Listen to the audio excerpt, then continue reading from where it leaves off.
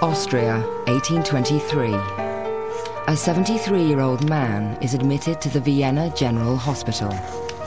Severely distraught, he attempts suicide. The old man is Antonio Salieri, and he believes that he killed one of history's greatest composers. Mozart.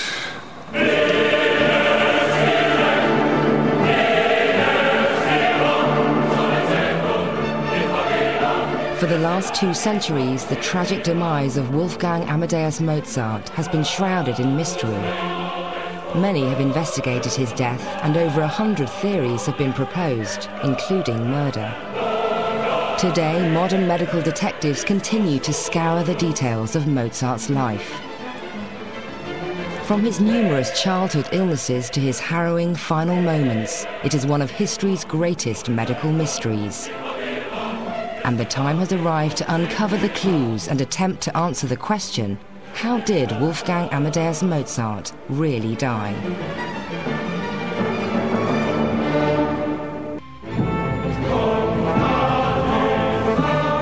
Wolfgang Amadeus Mozart was a child prodigy who blossomed into one of history's greatest musical geniuses. And he was the victim of a mysterious and agonizing death, the exact cause of which remains unknown. For the medical detectives, the clues surrounding Mozart's death began emerging on November the 20th, 1791, in Vienna, Austria.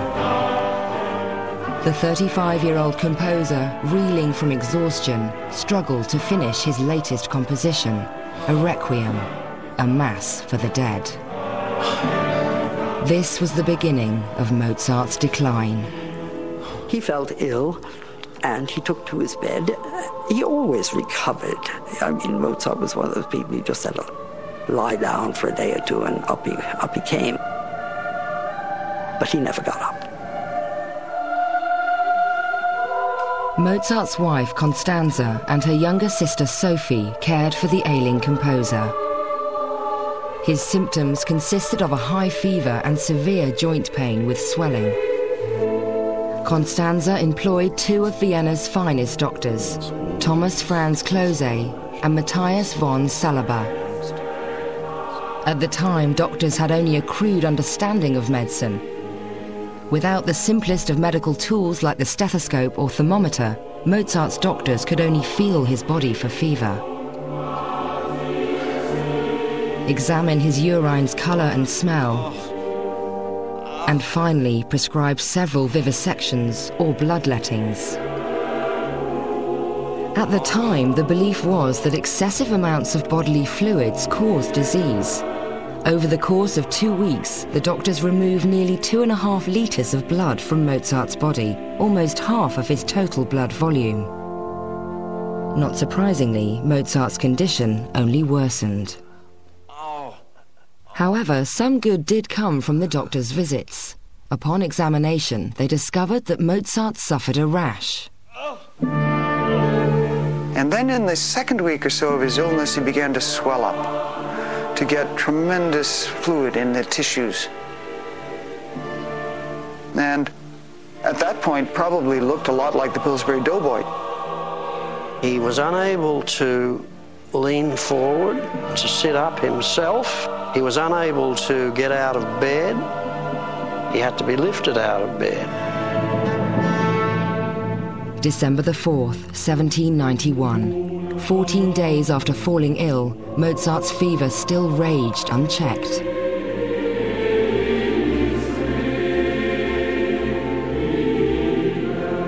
Dr. Klose ordered cold compresses to be applied to Mozart's head.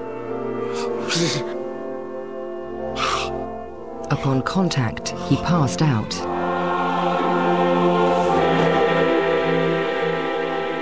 For 2 hours, Mozart remained unconscious, when suddenly he awoke for the last time. Constanza described the end in a biography. Suddenly, he began to vomit. It spat out of him in an arc. It was brown, and he was dead. Oh my God.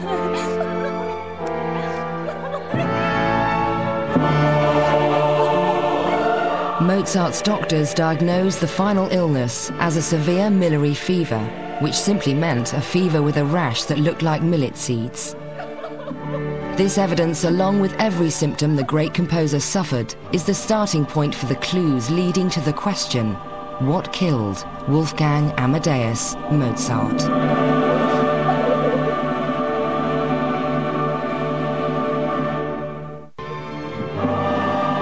Wolfgang Amadeus Mozart, perhaps the greatest musical genius the world has ever seen, died on December the 4th, 1791, in Austria, Vienna. The facts surrounding his death are swathed in mystery. Today, 3 modern medical detectives have examined the clues, and each has formulated 3 entirely different diagnoses. Dr. Faith Fitzgerald at the University of California begins her investigation. What I have to do as a medical detective is look at all of the clues and come to a list of suspects as to who might have done it.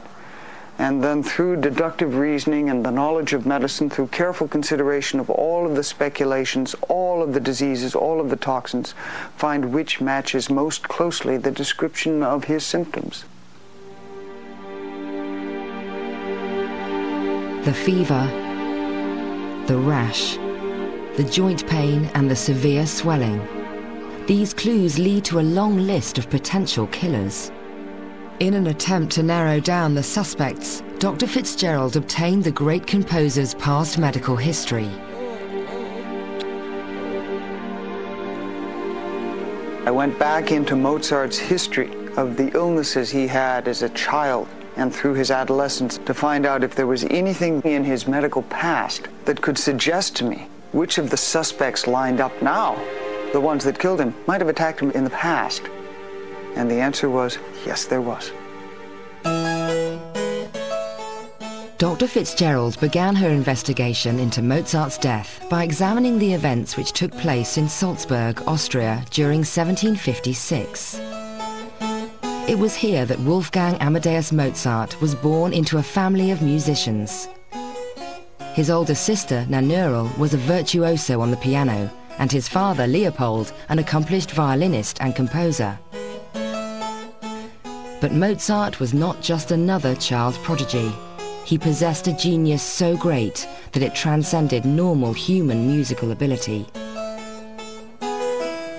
He could play the harpsichord with such ease, even though his fingers were doll-sized. He was a tiny child, and yet he could improvise ways of playing the piano, the keyboard, and playing the violin that astounded everyone.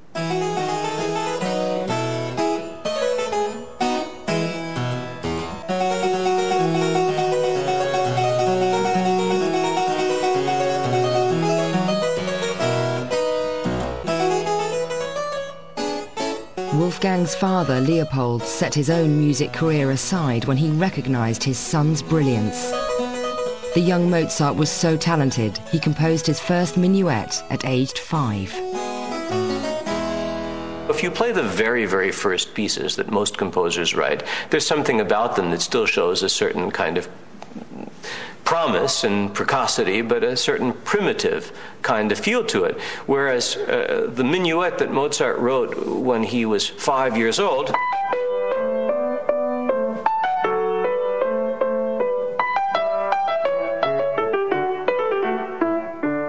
and so on, cannot be improved upon. In 1762, when Wolfgang was only 6 years old, Leopold took the Mozart family on extensive tours of Europe. Leopold's goal was to gain as much exposure for his talented children and to nurture the raw genius of his gifted son.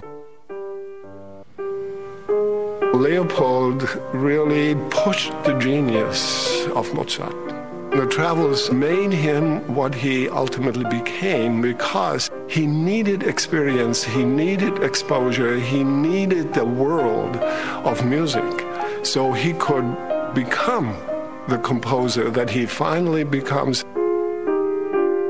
The tours had a phenomenal effect on Wolfgang's musical development, but there was a dark side too. What was negative about these tours, especially when he was a child, was the danger to his health, because Daddy pushed. There's no question that he was reluctant to give up fees. You can damn him to hell for dragging this kid all over creation at that time. Exposing him to differences in food, differences in hygiene, multiple new people. Exposing him to all of the drafts of the stagecoach, say, of the riverboats. Not being able to sleep because of all the fleas in the inn. And he is coming up constantly against new diseases, new infections that he may not have met before. It was a risky business. Mozart's world was filled with infection and disease. Throughout European cities, quarters were cramped and epidemics easily raged through local populations.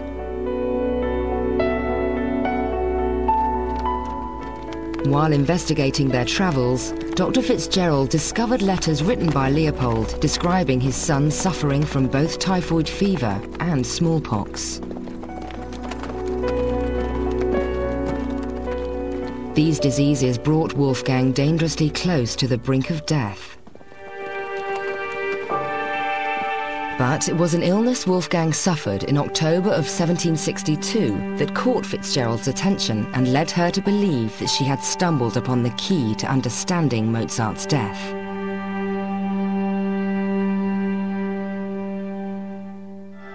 During a command performance for the Empress Maria Theresa in Vienna, Wolfgang suffered a fever and complained of a pain on his hips and backside. Leopold describes the illness in great detail in a letter. When he got into bed, I examined the places where he said he had pain and found a few spots as large as a kreutzer, very red and slightly raised and painful to the touch. I met the doctor of the Countess von Zinzendorf and gave him the particulars. He said it was a kind of scarlet fever rash. In the 18th century, scarlet fever was a potentially deadly disease that most commonly afflicted children. Its symptoms include a sore throat, fever, and a smooth scarlet red rash on the skin.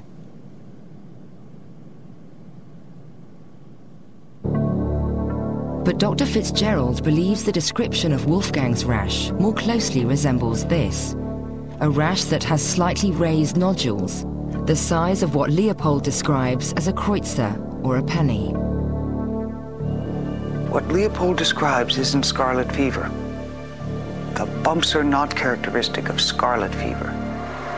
Now, if Mozart's legs looked like this, then that was probably rheumatic fever, a much more serious illness, rheumatic fever.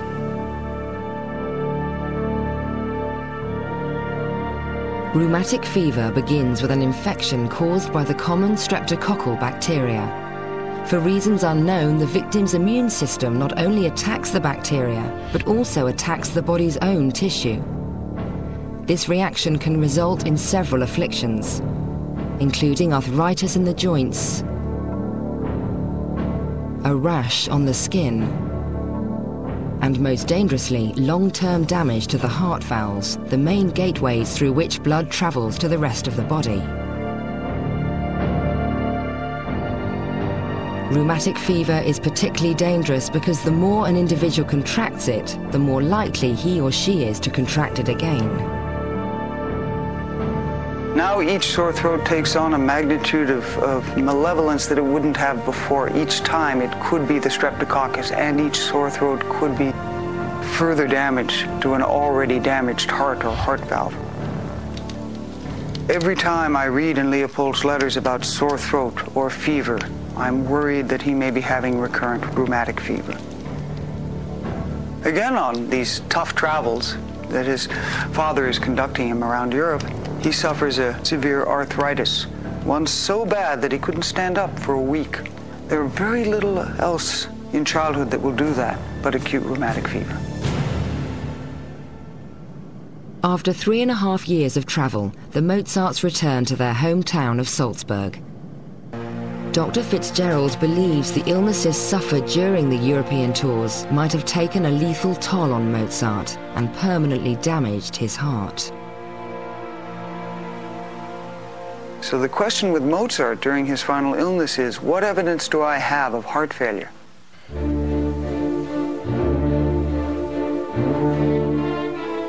Looking for evidence connecting heart failure with rheumatic fever, Dr. Fitzgerald returned to Mozart's deathbed in 1791.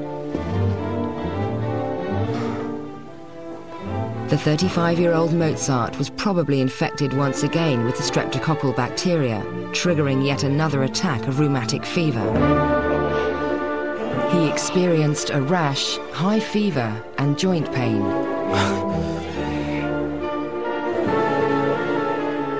But it's the strange swelling throughout his body that provided some of the most compelling evidence that Mozart suffered heart damage as a result of rheumatic fever. He swells so much that he can barely move. This is a classic sign of a certain kind of heart failure associated with rheumatic fever. It's called congestive heart failure. As Mozart's heart suffered further damage from recurrent attacks of rheumatic fever, his heart would become enlarged as it attempted to pump blood through diseased and scarred valves. If Mozart's valves had been damaged, the blood must be pumped through a very small area. In order for that to happen, the walls of the heart need to get thicker to compensate for that. These are two cross sections through a heart. This one is the normal heart. The walls are just about a centimeter thick. These walls here, this is almost twice as big. And this type of thickening of the walls can come from something that you might see in a rheumatic heart valve.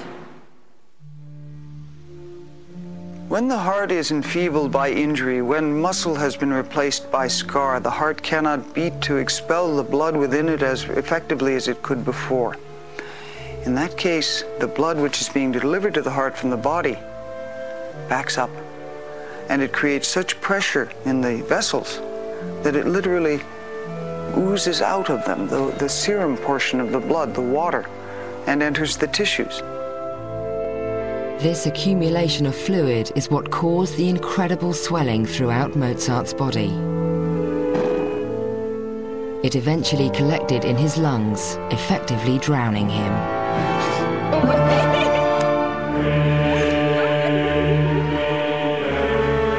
The heart is a fragile organ. Every injury compromises it. Multiple episodes of injury will finally lead to that situation where it just can no longer sustain its function. It can no longer pump the blood around the body. And I think that's what happened to Mozart. Dr. Fitzgerald's final diagnosis of rheumatic fever is one of the most widely accepted theories of how Mozart might have died.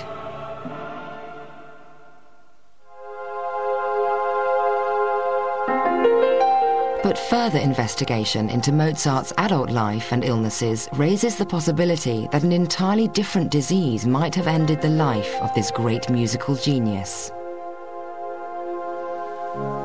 One possibility is that Mozart suffered attacks of rheumatic fever, but that his heart was not badly damaged.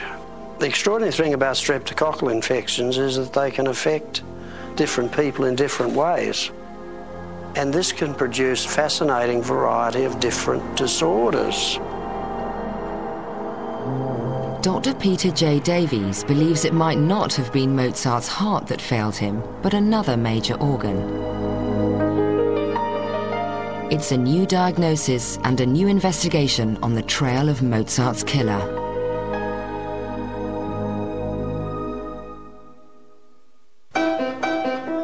By 1777, the 21-year-old Mozart had blossomed into one of history's greatest musical talents.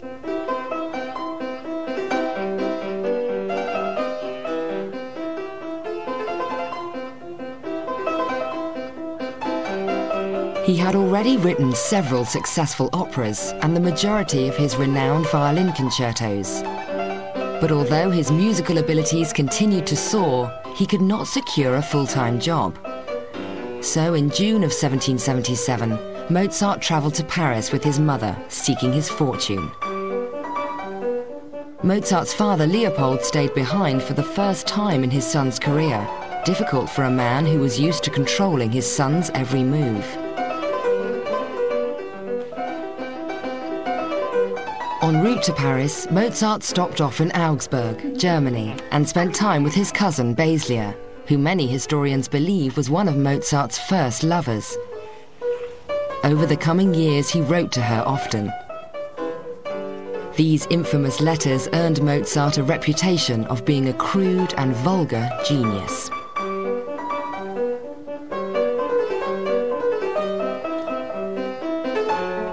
His writings reveal an obsession with toilet humour, and with passing wind in particular, and with indulging in the sexual proclivities of the time.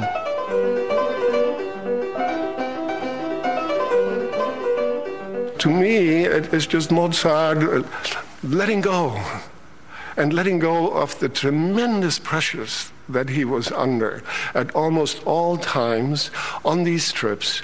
Mozart was under pressure from his father to do something right, get a job. But Mozart could not find a full-time job, and the trip to Paris quickly became a financial disaster. Then tragedy struck. Mozart's mother died. The likely cause was typhus fever, a disease transmitted by lice. In a letter, Leopold blamed Mozart for his mother's death. You had your engagements. You were away all day, and as she didn't make a fuss, you treated her condition lightly. All this time, her illness became more serious, in fact mortal, and only then was a doctor called in, when of course, it was too late. An irreparable rift was about to develop between father and son. As Mozart entered into his most prolific period, this feud would have serious consequences on Wolfgang Amadeus Mozart's mental health. After the recent death of his mother, and with the disapproval of his father still ringing in his ears, the now 25-year-old Wolfgang Amadeus Mozart entered his most prolific period and moved to the center of Austrian music, Vienna. Over the next 10 years, Mozart established himself as one of the most popular concert pianists in all of Europe. He wrote many of his most famous masterpieces, including Eine kleine Nachtmusik and the operas The Marriage of Figaro and The Magic Flute. It's hard to imagine anybody who gets out in the world much who hasn't heard a snatch of one of these tunes.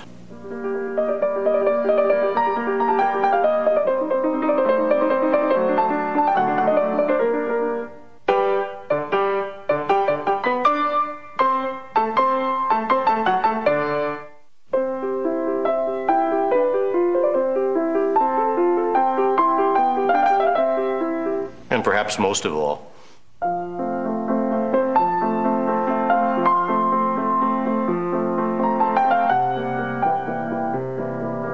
and one could go on. I mean, there are dozens of these tunes that one could play. In 1782, 26-year-old Mozart met Constanze Weber, the daughter of his landlady. They fell in love and married against the wishes of Mozart's father, who didn't attend the wedding. 2 years later, when the first of Mozart's 2 children was born, Leopold again snubbed his son. Will you come to Vienna for the baptism? Will you stand godfather to your own grandchild? No, he wouldn't. Around the time his son was born in 1784, the 29-year-old composer became seriously ill. In 1784, he had an interesting illness where for 4 days he had recurrent attacks of abdominal colic associated with fever. For Dr. Peter J. Davies, it's a major discovery for his medical investigation. He believed that this illness could be the key to Mozart's death. 4 days running, at the very same hour, I had a fearful attack of colic, which ended each time in violent vomiting. My doctor, Sigmund Berisoni, who since his arrival in Vienna has been almost daily to my rooms. Let's bleed you. Usually afflicting infants, colic is severe pain caused by an acute spasm in the abdomen. In adults, it's often due to an obstruction, like a kidney stone. It has been postulated by some people that they were attacks of renal colic due to kidney stones. I propose it could have been a first attack of Schönlein-Enoch syndrome. This rare syndrome is named after two German doctors, Edward Enoch and Lucas Schönlein. Dr. Davies theorizes that Mozart suffered an infection possibly caused by the streptococcal bacteria, which triggered the syndrome. For reasons unknown, defending antibodies combine with foreign invaders to create entirely new entities. They are called immune complexes and can accumulate and deposit along blood vessel walls. This phenomenon occurs often in the kidneys, causing blockage and swelling, which can give rise to severe kidney damage. The syndrome can cause recurrent and repeated attacks, in which case, especially in adults, it tends to damage the kidney and it can give rise to chronic renal failure, which can kill you. 3 years after what might have been the first attack of Enoch-Schönlein syndrome, Mozart suffered yet another relapse, possibly a recurrence of this rare syndrome. In 1787, Dr. Berisoni treated him again. We don't know any details. Some people have presumed it was similar to the 1784 illness. If Mozart was suffering a similar illness, his kidneys would be in grave danger. Then another major clue rears its head. The composer began to exhibit mood swings and depressive behavior. This change in Mozart's mental health could be attributed to failing kidneys, as one side effect is high blood pressure. This can have devastating psychological effects. If he developed severe high blood pressure, that can affect the circulation to the brain through the cerebral arteries. The arteries can go into spasm, and this can cause ischemic effects on the brain. And one of the syndromes that can occur is depression. Then Mozart's mental well-being took another blow. His father, Leopold, died. One of the reasons, I believe, for the depressions that he begins to suffer from is that he cannot get from his father what he believes he deserves, and that he thinks he has every right to have, to be treated as a grown-up. In a way, the father is more powerful over the son when the father dies than before, because there is no outlet anymore and no more love to be even tried for.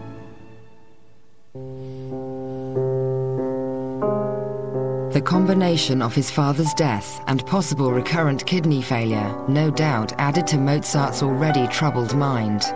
And in addition, his popularity began to decline. When he was hot, he was hot. When he was not, as the old song goes. And in the late 1780s, his fortunes flagged. He fell into debt, and he stopped writing music in the torrential flow that had characterized his early career. There are indications that he is no longer that wonderful, unburdened person going out into the world. He is burdened, and he is burdened by many things. For Dr. Davies, the clues leading him to a new diagnosis are mounting.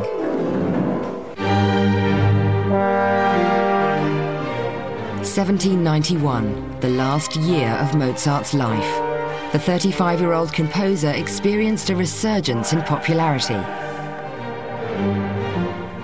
He composed 6 major works, including 2 operas and a requiem, a mass for the dead. But his workload was crushing, leading to a devastating fall. The combination of exhaustion and possible kidney failure proved too much for the great composer.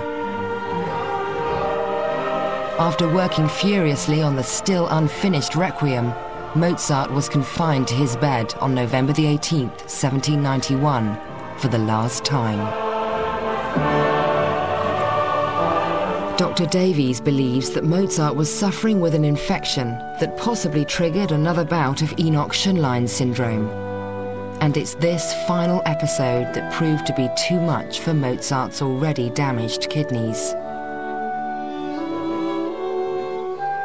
It's possible that Schönlein-Enoch syndrome caused the final illness following an infection. The syndrome would account for Mozart's symptoms: the fever,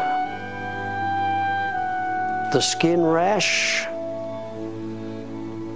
the painful swelling of the joints. In addition, Mozart could now be entering the final stages of kidney failure caused by Enoch-Schönlein syndrome. Ravaged by disease, his kidneys could have shriveled up to less than half their original size. If Mozart had died from kidney failure, his kidneys may have looked like this. This is a cross-section through a very scarred, diseased kidney. This is what we call an end-stage kidney.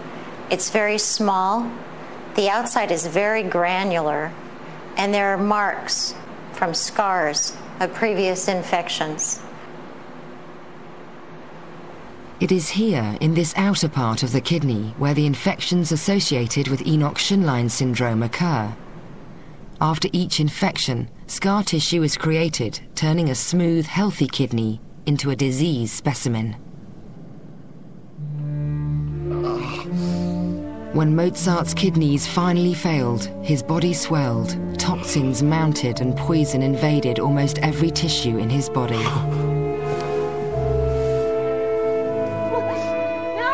For Dr. Davies, the medical history, the depression and the external swelling point to Mozart's potential killer, kidney failure, caused by Enoch-Schönlein syndrome.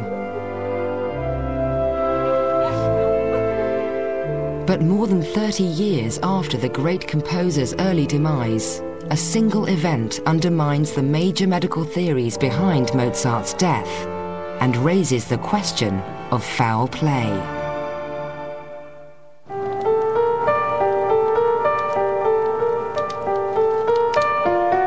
(1823), Vienna, Austria. More than 30 years after Mozart's death, a mysterious confession was made by one of Mozart's rival composers. He is 73-year-old Antonio Salieri. In despair, Salieri attempted suicide. There are numerous murder conspiracy theories surrounding Mozart's death, but the most popular suspect is usually Antonio Salieri. And the circumstantial evidence against him is significant. Salieri first met Mozart in 1781 when he was the Austrian Emperor's court composer. At the time, the young Mozart was just breaking onto the musical scene in Vienna. But even though Salieri held a powerful position in the court, many biographers state that he was jealous of Mozart's superior musical abilities. At that time, Salieri was considered to be as good a composer in opera as Mozart. And I think the sense was from Leopold, Wolfgang's father, and Mozart himself that there was some conspiracy to prevent him from getting the recognition he deserved. It's believed that Salieri's supposed jealousy climaxed a year before Mozart's death. Salieri was commissioned to write the opera Così fan tutti, but failed to complete the task. Mozart took the project on and, much to Salieri's embarrassment, turned it into yet another one of his masterpieces. With the motive of jealousy established, the question for the medical detectives is exactly how Salieri might have murdered Mozart. The theory hinges on a strange encounter occurring 6 months before Mozart's death.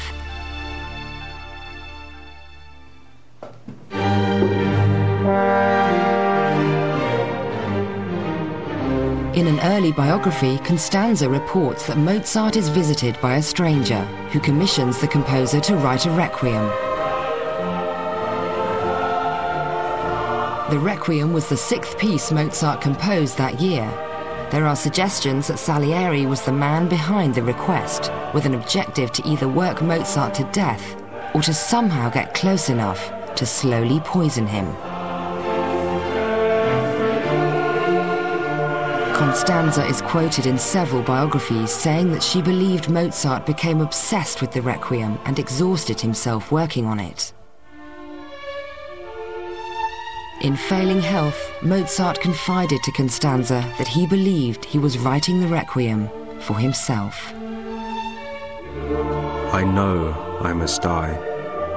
Someone has given me aqua tofana and has calculated the precise time of my death.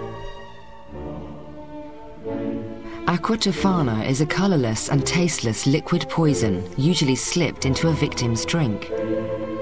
It's made of lead, arsenic and antimony, 3 highly reactive chemicals that interfere with the body's cellular function, ultimately leading to cell death.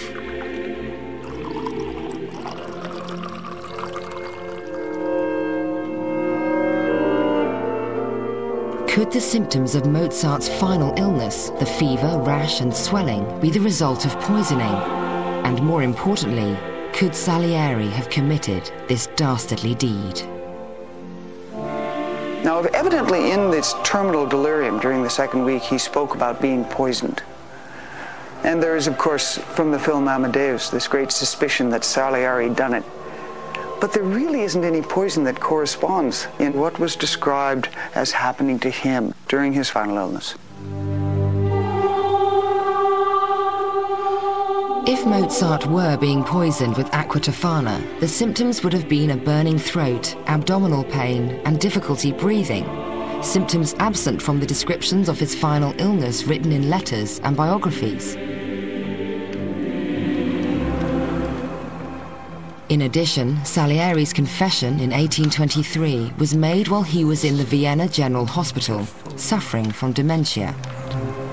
This may simply be the rantings of a madman. Further investigation revealed that Salieri had nothing to do with the commissioning of the Requiem. Count Franz von Wolfgang, a wealthy nobleman, admitted after Mozart's death that he commissioned the Requiem for the sole purpose of palming it off as his own. The mysterious stranger in grey who met with Mozart was simply a clerk from von Wolfgang's attorney's office.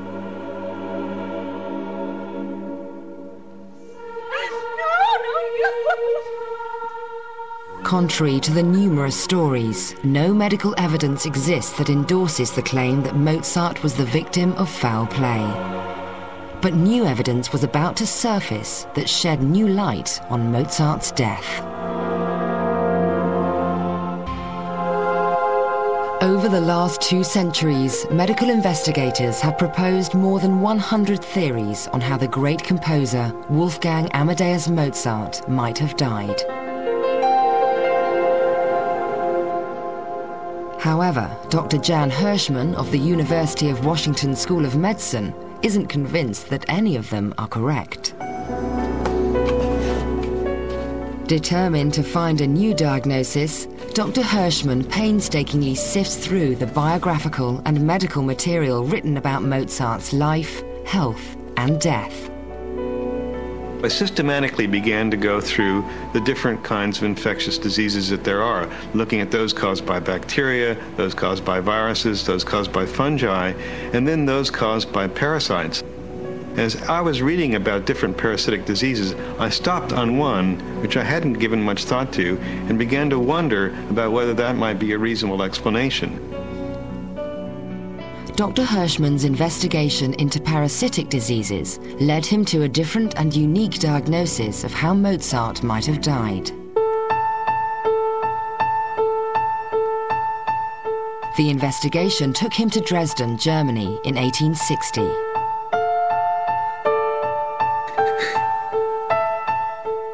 Here, a 20-year-old servant became ill with fever and excruciating muscle pain. After 2 weeks of suffering, she died.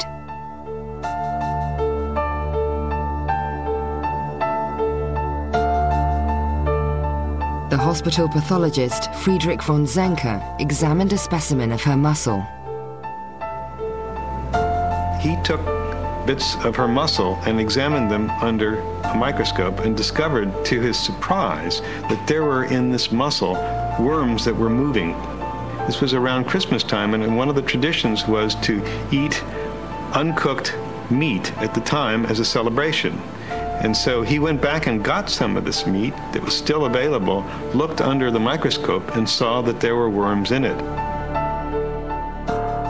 Von Zenker concluded that the servant had acquired her fatal disease by eating infected pork.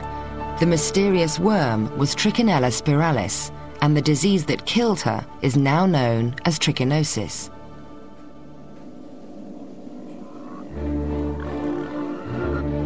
Pigs are the most common carriers of these parasitic worms. When humans eat undercooked or raw infested pork, the worms are set free into the body, where they invade tissue, including the heart and the brain. Victims like the servant girl experience symptoms of fever, rash, severe muscle pain, especially in the limbs, and profuse swelling. To Dr. Hirschman, these symptoms match those that Mozart experienced during his final illness. So as I looked at the components of Mozart's illness, this seemed to explain everything. It explained the fever, it explained the skin rash, it explained the swelling that he had, but I lacked one piece of information. And it was a critical piece of information, and that is, what was Mozart's diet? If he was a vegetarian, this diagnosis was obviously untenable. Hirschman searched for the clue he needed to make a diagnosis. He discovered it in one of Mozart's last letters to his wife. His wife was off in a spa getting treatment for some kind of leg problem. And as Mozart's writing his letter to his wife, he's interrupted by his servant. Dearest and best little wife of mine, at 5:30 in the afternoon, I went through the Stubenthal and took my favourite walk to the theatre. But hold on, what do I see? It's Don Primus with his pork cutlets. Que gusto! I am now eating to your health. So I had the evidence then that Mozart ate meat, and specifically pork chops. But not only that, it turns out that the incubation period of trichinosis, that is the time between eating the contaminated meat and getting the symptoms, goes up to about 50 days. And this particular letter was written 44 days before Mozart got ill. So it's possible that in this very letter, he revealed the information about the murder weapon.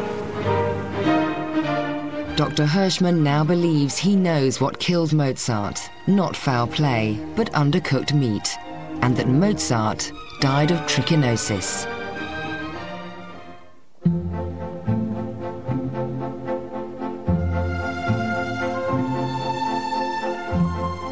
Mozart was undoubtedly not only one of the greatest composers of all time, I think he was one of the greatest creative minds in civilization. Every genre he touched, he mastered. Mozart combined human passion and human veracity, the essence of humanity. There's more vigorous music, there's more robust music, but there's nothing that quite tugs at the heart like Mozart. And as he died at 35, we may not have heard some of his greatest works. While there is no doubt about Mozart's musical genius, the exact cause of his death will always be subject to debate.